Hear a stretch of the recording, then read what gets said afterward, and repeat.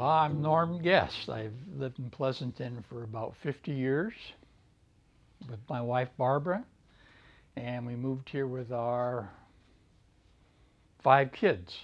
Taught at Castro Valley High School for 36 years, and I coached track and cross country at Chabot College and at Cal State Hayward. There was a possibility of getting some money to buy housing for our kids. We had a daughter, Darlene. She had severe cerebral palsy. And so we had a meeting, and there were about 12 to 15 people at the meeting. And we set up committees to study this. We found out we had some money, and we elected officers, and it developed into an organization we called REACH at that time. House Inc., I'm sorry. It was called House Inc. at that time and later changed to REACH.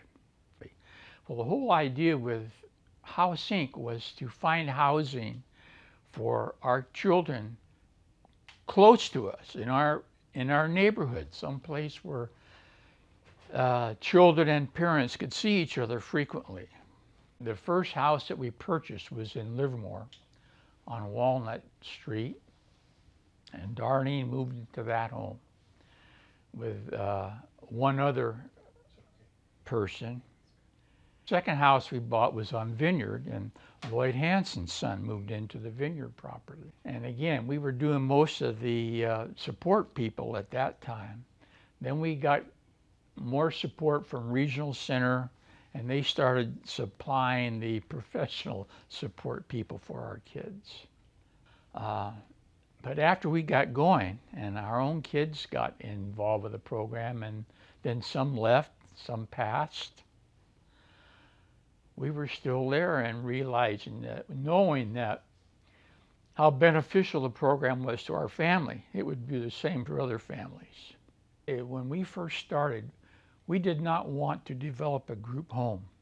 We did not want to develop one place where the people that we wanted different homes throughout the community where people could live like everybody else.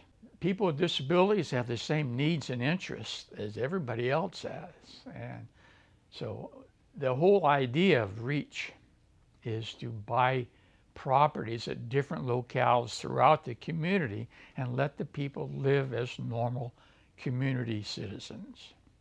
And that's what we're so proud of. We were looking for a house in Livermore. We had our couple of properties, and there was another property available in Livermore. And at the time, Livermore wanted us to survey the community, see how they felt about having a home with disabled folks living in it. And we went around and passed out leaflets, and we had a town meeting at a local church near the property we were going to develop. And it was very sad because people who were not around those with disabilities were not supportive. In fact, at the town meeting, some person even came out and said, "We don't want those people in our community." And it was so sad for us. And I'm glad we didn't buy there. So yes, there were many challenges. Challenges were financial, trying to get enough money to buy properties. And once a property is purchased, then we had to have money for maintenance. And you know how difficult that is, maintenance of the property, the care of the outside, furniture, appliances, all that requires maintenance. Somebody has to do the plumbing when there's a problem. And yes, that property maintenance was a real problem, and getting money for property maintenance was really a problem. When we first started to get money, we had to collect money to apply for a permit or something. We had to pass the hat at a board meeting to collect $150, so we had enough money to pay for a fee. But I said in past, you know, we didn't have any money. We sold hot dogs at a cat show. We sold ice cream at functions on Main Street in Pleasant to earn a few dollars.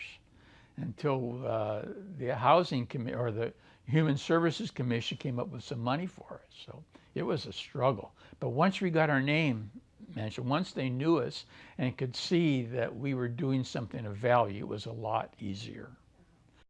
Hopefully, the volunteers you have now are as dedicated as we were, and definitely you are. You definitely are. It's all volunteers, it always has been.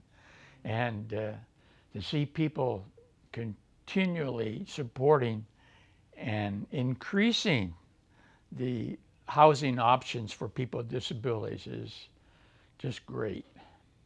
Those of us that are parents with kids with disabilities would not be able to get along without the people, the volunteers who are also interested in the same problem. So it takes all kinds of people and interests for us to survive. We are so grateful.